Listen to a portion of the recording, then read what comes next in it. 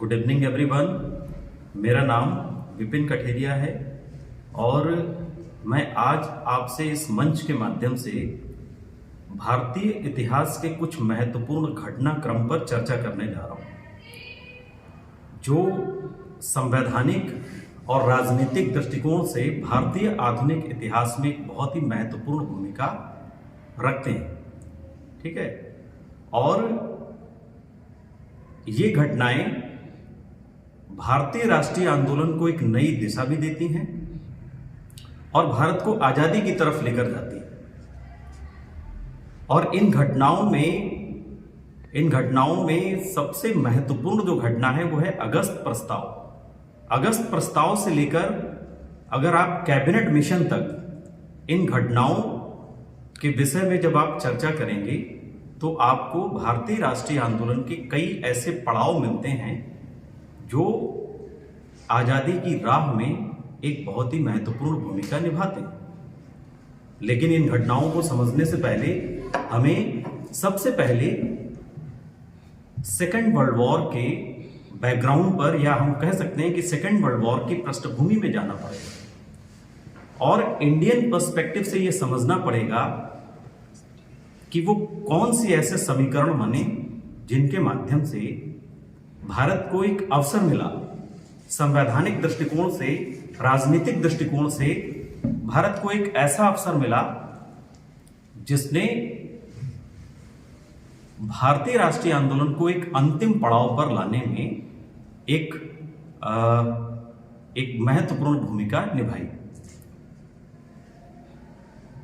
यहां पर हम सेकेंड वर्ल्ड वॉर को पढ़ने नहीं जा रहे हैं, यहां पर हम सेकेंड वर्ल्ड वॉर को इंडियन पर्सपेक्टिव से स्टडी करने जा रहे हैं।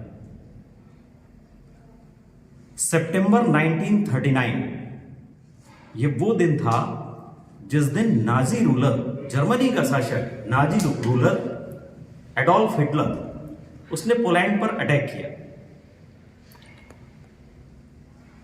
और जब उसने पोलैंड पर अटैक किया तो हमारा जो पूरा विश्व है, जिसमें मेनली आपका यूरोप कॉन्टिनेंट दो पावर ब्लॉक्स में, दो शक्तियों में विभाजित हो गया। एक शक्ति थी आपकी एलाइड पावर और दूसरी शक्ति थी आपकी सेंट्रल पावर या एक्सिस पावर। तो जो एलाइड पावर थी, एलाइड पावर को रिप्रेजेंट कर रहा था ब्रिटेन, और बिग पावर्स के तौर पर इसमें, इस ग्रुप में, इस पावर ब्लॉक में फ्रांस, रशिया और बहुत बाद में इसमें America, United states of America भी शामिल हुए। दूसरी जो शक्ति थी सेंट्रल पावर या एक्सिस पावर। सेंट्रल या एक्सिस पावर को लीड कर रहा था जर्मनी, और बिग पावर्स के तौर पर इसमें इटली और जापान जैसे देश भी शामिल थे। अब यहां पर इंपॉर्टेंट ये नहीं है कि हमें सेकेंड वर्ल्ड वॉर को हमें यहां पर पढ़ना है, इंपॉर्टेंट ये है कि इंडियन पर्सपेक्टिव से सेकेंड वर्ल्ड वॉर का क्या महत्व है। अगर आप यहां पर इंडिया की बात करोगे तो इंडिया में ब्रिटिश शासन था और ब्रिटिश साम्राज्यवादी सत्ता को रिप्रेजेंट करते हुए भारत में लॉर्ड लिनलिथगो भारत में गवर्नर जनरल थे, वायसराय थे। लॉर्ड लिनलिथगो ने हमारे भारतीय राष्ट्रवादी नेताओं से बिना किसी परामर्श लिए, बिना किसी समर्थन के, बिना किसी कंसल्टिंग के भारतीय सेनाओं को यह ऑर्डर दे दिया कि आप जाइए ब्रिटेन में वर्ल्ड वॉर सेकेंड में इन्वॉल्व हुई। या हम यूं कह सकते हैं कि भारतीय सेनाओं को ब्रिटेन भेज दिया, और इसके लिए भारतीय नेताओं से किसी भी प्रकार की सहमति नहीं।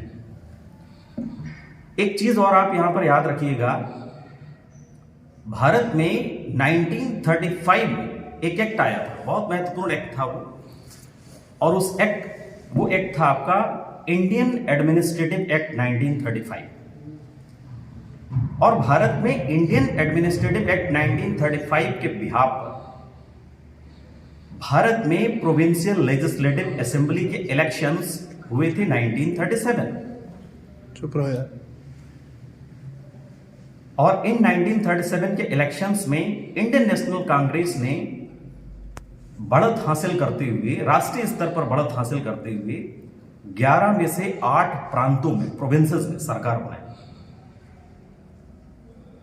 और 8 प्रांतों में इंडियन नेशनल कांग्रेस के प्रधानमंत्री 8 विधानमंडलों में इंडियन नेशनल कांग्रेस के प्रधानमंत्री अपॉइंट हुए। जैसे आज के समय में हम लोग जो हमारे स्टेट्स हैं, अगर आज के हम कॉन्स्टिट्यूशनल सिस्टम में, इंडिया के कॉन्स्टिट्यूशनल सिस्टम की अगर हम बात करें तो स्टेट को रिप्रेजेंट करने वाले एग्जीक्यूटिव हेड को हम मुख्यमंत्री कहते हैं। आजादी से पहले उन्हें प्रधानमंत्री कहा जाता था। सरकारें चल रही थी, 1937 में इलेक्शंस हुए थे। इलेक्शंस के बाद प्रांतीय विधानमंडलों में सरकारें चल रही थी। प्रधानमंत्री अपनी कार्यकारी शाखा के माध्यम से कार्य कर रहे थे। लेकिन 1939, जैसा कि अभी डिस्कस में कर रहा था कि सेकेंड वर्ल्ड वॉर स्टार्ट हो चुकी थी, तो बिना किसी भारतीय नेता, बिना किसी राष्ट्रपति भारतीय नेताओं की अनुमति के लॉर्ड लिनलिथगो ने भारतीय सेनाओं को ब्रिटेन युद्ध में भेज दिया, जिसके कारण 1939 के लास्ट मंथ में ही हमारी प्रांतीय विधानमंडलों की सरकारों ने इस्तीफा दे दिया, रिजाइन कर दिया। रिजाइन करने की वजह साफ थी। रिजाइन करने की वजह यह थी कि भाई एक देश के प्रांतीय सरकार के प्रमुख होने के नाते या कार्यकारी शाखा के प्रमुख होने के नाते ब्रिटिश गवर्नमेंट ने या गवर्नर जनरल लॉर्ड लिनलिथगो ने हम लोगों से किसी भी प्रकार की अनुमति या किसी भी प्रकार की मीटिंग क्यों नहीं रखी। और इसके बाद 1940 में कांग्रेस पार्टी एक अधिवेशन करती है और कांग्रेस पार्टी के इस अधिवेशन के अध्यक्ष होते हैं मौलाना अबुल कलाम आजाद। अधिवेशन होता है बिहार के छोटे से गांव में, और जिस गांव का नाम होता है रामगढ़। इस अधिवेशन में कांग्रेस ये प्रस्ताव पारित करती है, ये प्रपोजल पास करती है कि जब तक ब्रिटिश गवर्नमेंट भारतीयों को या भारत देश को स्वतंत्र नहीं करेगी, स्वतंत्रता हमें नहीं प्रोवाइड करेगी, तब तक हम युद्ध में, सेकेंड वर्ल्ड वॉर में ब्रिटिशर्स को, अंग्रेजों को किसी भी प्रकार से सहयोग करने वाले नहीं। तो ये प्रस्ताव पास हो जाता है रामगढ़ सेशन में मार्च 1940 में। और इसी मीनवाइल टाइम पीरियड में 1940 में एक और पार्टी थी हमारी, दूसरी पार्टी उस टाइम पीरियड में, ब्रिटिश कॉलोनियल टाइम पीरियड में 1940 में एक और पार्टी थी जिस पार्टी का नाम था मुस्लिम लीग। तो मुस्लिम लीग पार्टी का भी अधिवेशन होता है 24 मार्च 1940 में, और उस अधिवेशन के अध्यक्ष थे एक कम्युनल पॉलिटिक्स करने वाले लीडर जिनका नाम था मोहम्मद अली जिन्ना। और यह अधिवेशन होता है लाहौर में। इस अधिवेशन में मुस्लिम लीग पार्टी ये बिल्कुल साफ कर देती है कि अल्पसंख्यकों की जनसंख्या के आधार पर, अल्पसंख्यक का मतलब according for this time period, जो आपके मुस्लिम्स थे, मुस्लिम्स के लिए हमें सेपरेट नेशन चाहिए। यानी मुस्लिम्स के लिए एक अलग देश की डिमांड यहां पर 1940 के सेशन में, लाहौर सेशन में मोहम्मद अली जिन्ना और मुस्लिम लीग पार्टी की तरफ से ये डिमांड रख दी जाती है ब्रिटिश गवर्नमेंट के सामने। ठीक है, इस सेशन में। इसी क्रम में हम आगे जब बढ़ेंगे तो हम पहुंचते हैं जुलाई 1940 में। तो जब हम जुलाई 1940 में पहुंचते हैं तो जुलाई 1940 में ब्रिटेन में, अब आप समझिए, जो वर्ल्ड वॉर है वो बहुत ही इंटेंसिटी के साथ रन हो रहा है। और जुलाई 1940 में ब्रिटेन में इलेक्शंस होते हैं। आपको पता होना चाहिए ब्रिटेन डुअल पार्टी सिस्टम को फॉलो करने वाला देश है और दो पार्टियां यहां अस्तित्व में हैं। एक पार्टी है आपकी कंजर्वेटिव पार्टी और दूसरी पार्टी है यहां पर आपकी लेबर पार्टी, जो 1900 में बनी थी और आगे चल के इस पार्टी का नाम, इसे हम लिबरल पार्टी के तौर पर भी जानते हैं।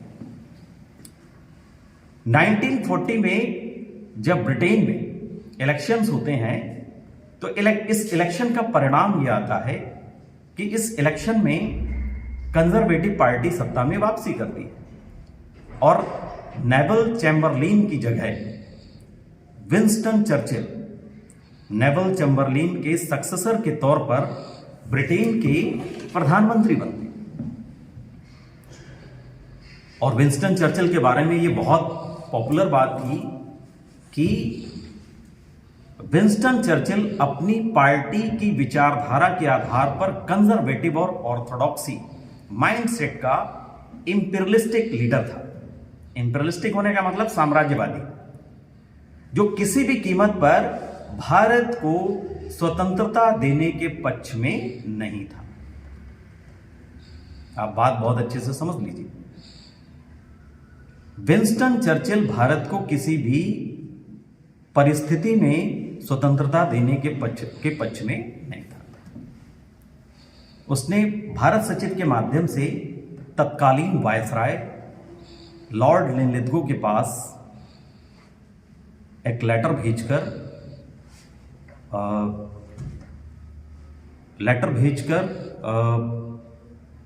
यह ऑर्डर जारी कराया कि भारतीयों से बातचीत की जाए, मीटिंग्स की जाए और उन्हें इस तरीके का लालच दिया जाए कि भाई हम आपको डोमिनियन स्टेटस देंगे, हम आपको कॉन्स्टिट्यूएंट असेंबली हम बनाएंगे, जिससे भारतीय युद्ध में ब्रिटिशर्स को समर्थन देने के लिए तैयार हो जाए।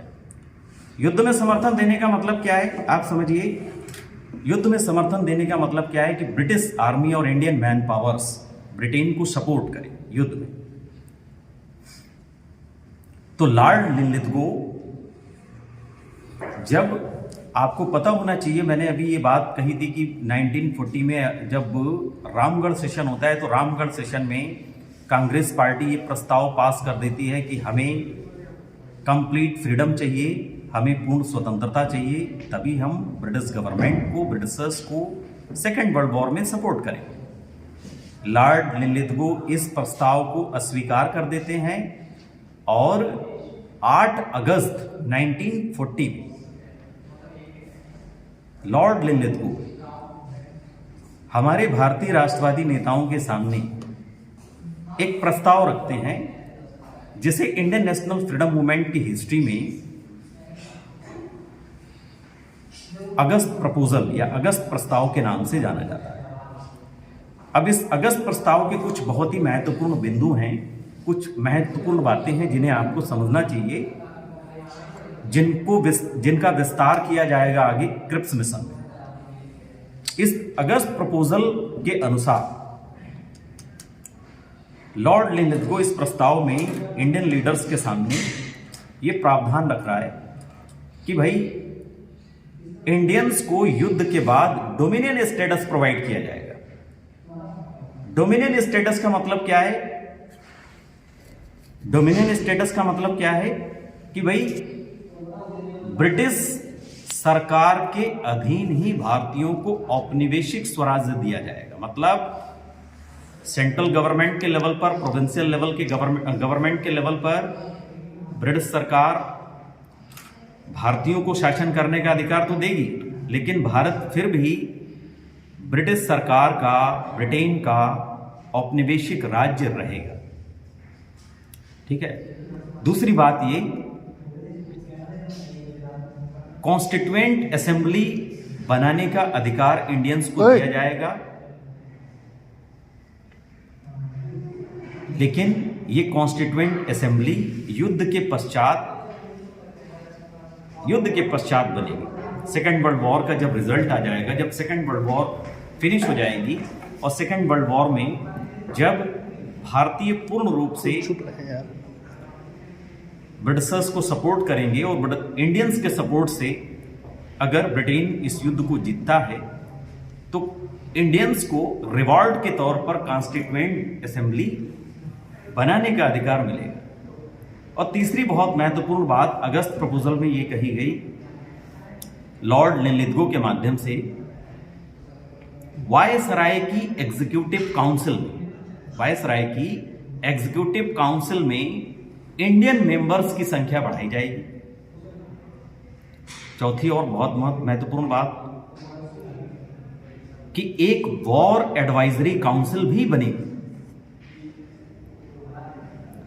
लेकिन सारी बातें अच्छी थी और कभी हमारे भारतीय राष्ट्रवादी नेताओं ने किसी न किसी माध्यम से इन सारी बातों की डिमांड भी ब्रिटिश गवर्नमेंट के सामने करी थी। अब वो सारी डिमांड्स पूरी होने वाली थी, लेकिन एक बहुत ही महत्वपूर्ण बात ये भी है कि लॉर्ड लिनलिथगो ने बहुत साफ ही कहा कि आपको ये सारे संवैधानिक और राजनीतिक सुधार तभी मिलेंगे जब विश्व युद्ध द्वितीय खत्म हो जाएगा, समाप्त हो जाएगा, उसके बाद आपको ये सारे रिफॉर्म्स का बेनिफिट मिलेगा, जिसे हमारे राष्ट्रवादी नेताओं ने अस्वीकार कर दिया।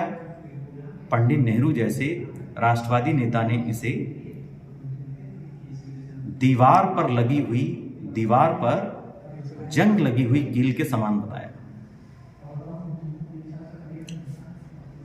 इसके बाद परिस्थितियां कुछ बदलती हैं और 1942 तक के ईयर तक अगर आप पहुंचेंगे तो 1942 के ईयर तक एक चीज और आप यहां पर समझिएगा कि अगस्त प्रस्ताव के विरोध में हमारे भारतीय राष्ट्रवादी नेताओं ने ब्रिटिश गवर्नमेंट का बायकॉट करने के लिए व्यक्तिगत सत्याग्रह चलाया। पंडित नेहरू, ब्रह्मदत्त और सबसे महत्वपूर्ण व्यक्ति विनोबा भावे के माध्यम से व्यक्तिगत सत्याग्रह चलाया गया।